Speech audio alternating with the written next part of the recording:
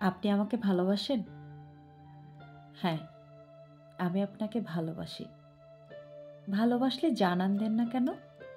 কোথায় জানান দেব? কাকে জানাবো? মানুষজনকে, ফেসবুকে। অতীব গুরুত্বপূর্ণ আর মূল্যবান জিনিসের কথা মানুষকে জানাতে নেই। মানে? মানে ধরুন আপনার বিকাশ বা অ্যাকাউন্টে ১০০ বা ১,০০০ টাকা আছে। সেটার কথা হয়তো আপনি মানুষকে জানাতে পারেন। মজা করে ফেসবুকে পোস্ট দিতে পারেন। কিন্তু যদি আপনার কাছে ১,০০,০০,০০০ টাকা থাকে কিংবা কোনো গুপ্তধন, আপনি কি সেটা জানান দিবেন? ফেসবুকে পোস্ট করবেন? সে বলল, "না।" বললাম, "কেন?"